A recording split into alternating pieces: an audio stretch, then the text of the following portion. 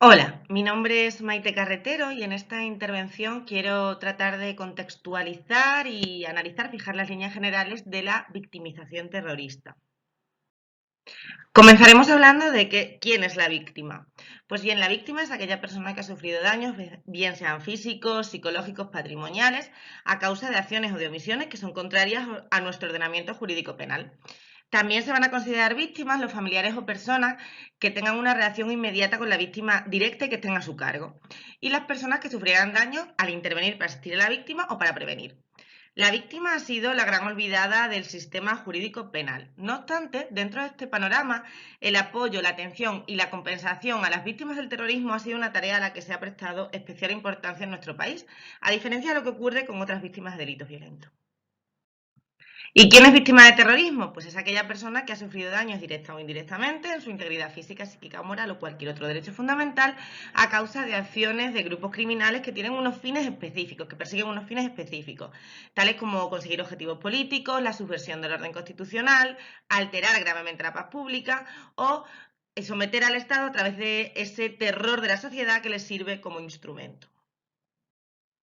Veis en pantalla la gráfica que muestra las víctimas que se registran por terrorismo en la Unión Europea entre 2000 y 2018. Y veis que España precisamente encabeza esta lista, seguido por Francia, Reino Unido y Bélgica. Probablemente esta sea la causa de que nuestro ordenamiento jurídico sea uno de los más completos, generosos y solidarios con las víctimas del terrorismo en una comparativa a nivel mundial. Lo característico de la violencia terrorista es, en definitiva, el terror. El terrorismo trata de provocar miedo, de intimidar, de aturdir a un núcleo concreto de la población. Se trata de una violencia indiscriminada, instrumentalizada y teatralizada. Y por eso podemos decir que la víctima terrorista es, por antonomasia, la victimización del inocente instrumentalizado. Siguiendo su vijana, podemos situar en la victimología para las víctimas del terrorismo tres esferas diferentes. Una esfera personal que atiende a las necesidades de la víctima, víctima como seres humanos, una esfera social en la que vemos a la víctima como ciudadanos atendiendo a sus intereses y una esfera jurídica en la que la víctima se presenta como titular de prestaciones exigibles y por tanto atendemos a sus derechos. En la evolución normativa, que tiene su inicio hace ya más de 3 décadas, se ha caracterizado por un objetivo principal de ir ampliando progresivamente la cobertura de protección y de indemnización a la víctima del terrorismo. El punto de partida puede situarse en el Real Decreto Ley 3/1979 de 26 de enero sobre protección de la seguridad ciudadana, en el que ya se menciona ese carácter especialmente indemnizable de daños y perjuicios consecuencia de actividades de bandas o grupos organizados y armados. En el 82 se vincula la indemnización a la renta de las víctimas. En el 84, con la Ley Orgánica contra Actuaciones de Bandas Armadas y Elementos Terroristas, ya se habilita al Estado a que establezca las condiciones del resarcimiento por daños corporales que asume el propio Estado.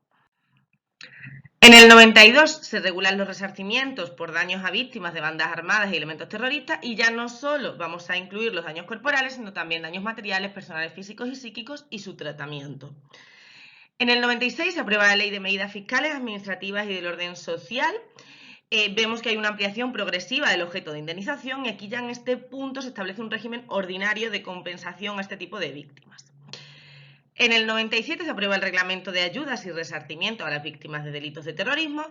Van a incorporarse establecimientos mercantiles e industriales y vehículos con excepciones. Se van a crear becas de estudio y ayudas para asistencia psicológica y comienzan a concederse subvenciones a las asociaciones de víctimas de terrorismo. En el 98 van a incluirse los gastos de alojamiento durante la reparación de la vivienda habitual, se van a eliminar esas limitaciones de daños a vehículos de particulares y se van a crear ayudas específicas para situaciones de necesidad. En el 99 se aprueba la Ley de Solidaridad con las Víctimas del Terrorismo, que es reformada en el año 2000 y en el año 2003, y su reglamento de desarrollo aprobado en el mismo año. El objeto es que el Estado asuma el pago de indemnizaciones a víctimas de terrorismo en un régimen extraordinario que es compatible con ese régimen ordinario que ya mencionábamos para la Ley 13/1996. En 2003 se aprueba un nuevo reglamento de ayuda y resarcimiento de las víctimas de delitos de terrorismo, que es reformado en 2006. Y en 2011 se aprueba la Ley de Reconocimiento y Protección Integral a las Víctimas de Terrorismo. Su objeto, regulado en el artículo 1, ya deja entrever la importancia y el alcance de esta ley para esta tipología de víctimas. Y es que se señala que su objetivo es el reconocimiento de las víctimas de terrorismo y el establecimiento de un marco de indemnizaciones, de ayudas, de prestaciones, de garantías y de condecoraciones. Al final, la finalidad última es atenuar en la medida de lo posible las consecuencias de esa acción terrorista. Y junto a toda esta evolución normativa a nivel estatal, ha tenido un relevante papel la normativa autonómica, que ha ido completando esas medidas indemnizatorias y esas ayudas estatales. Se han concedido como regla general solo cuando la cuantía era superior a la estatal y solo por el exceso, y también se ha previsto para otras inexistentes a nivel estatal, como entre otras en materia de vivienda o en empleo público. Con la ley de 2011 se aprueba un nuevo régimen jurídico económico para las víctimas y vamos a contextualizar en primer lugar a quién y cuándo y cómo se aplica este régimen. En cuanto al ámbito personal, van a ser beneficiarias de este régimen jurídico económico aquellas personas que sufren la acción terrorista, personas que hayan fallecido, hayan sufrido daños psicológicos o físicos, víctimas indirectas, y es muy interesante que no se haga distinción entre nacionales y extranjeros. De hecho, la condición de víctima directa de terrorismo por daños personales se prevé como una condición excepcional a los efectos de adquirir la nacionalidad española por carta de naturaleza. En cuanto al ámbito territorial, como regla general rige el principio de territorialidad, pero se prevén determinadas excepciones. En concreto, la persona de nacionalidad española que es víctima en el extranjero de grupos que operan habitualmente en España o que están actuando contra los intereses de España. Y también para participantes en operaciones de paz y seguridad que forman parte de los contingentes de España en el exterior. El ámbito temporal se fija en 1960 para poder abarcar la muerte de Begoña Arroz, fallecida el 28 de junio de 1960, víctima de una explosión en San Sebastián. Las ayudas y prestaciones económicas pueden agruparse en daños personales, reparaciones e indemnizaciones por los daños materiales, abono de responsabilidad civil, las prestaciones de protección social o pensiones extraordinarias de la seguridad social y de otras clases pasivas del Estado. Es importante hacer mención en este contexto al sufrimiento psicológico de la víctima.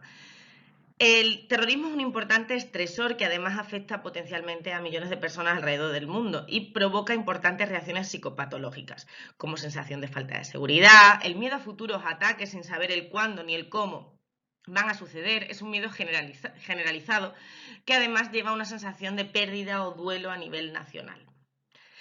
También para la víctima inmediata y muy especialmente hay importantes riesgos de trastornos psicopatológicos, psicológicos, que causan alteraciones en las dimensiones física, psicológica y social. Y es cierto que la víctima puede comenzar de nuevo a vivir, no tiene que resignarse meramente a sobrevivir, pero para ello es imprescindible contar con estrategias adecuadas de afrontamiento. Hay que gestionar adecuadamente a las víctimas también en lo que se refiere al sufrimiento psicológico.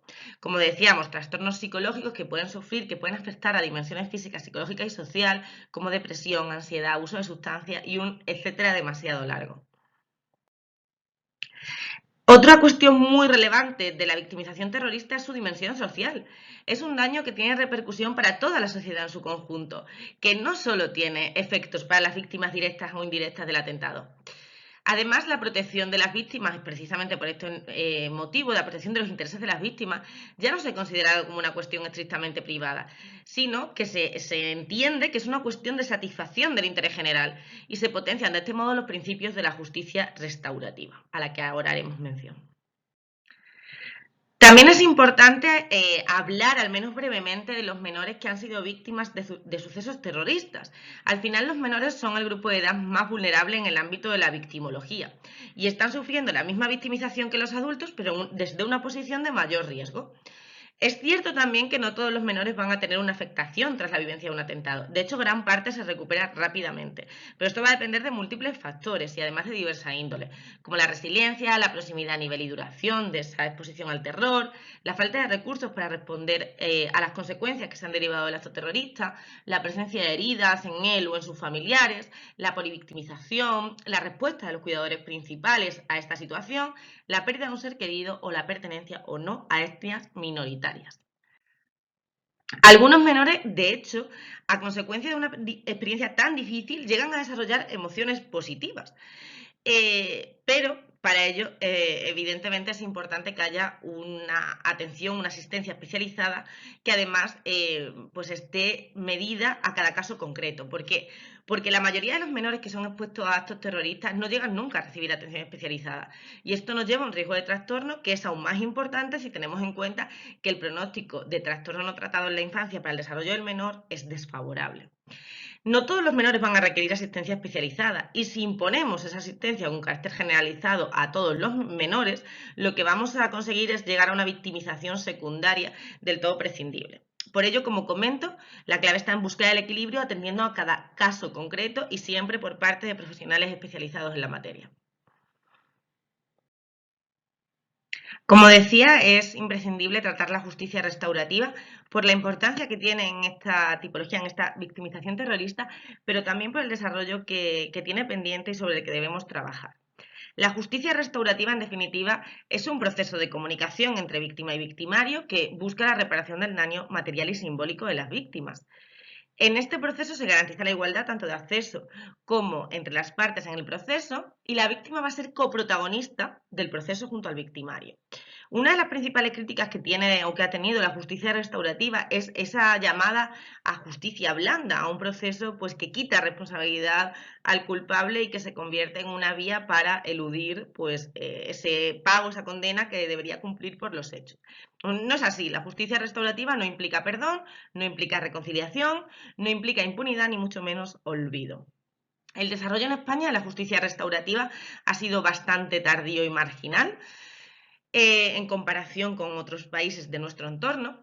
Y en lo que respecta a víctimas de terrorismo, el objeto es que el victimario llegue a resarcir a la víctima, que asuma las responsabilidades y que rechace el terrorismo. Puede tener efectos preventivos en el agresor, puede favorecer la reinserción. ¿Por qué? Porque mediante el diálogo se deslegitima el uso de las acciones terroristas. Además, la víctima va a haber reparado el daño causado y eso ayuda a minimizar la victimización.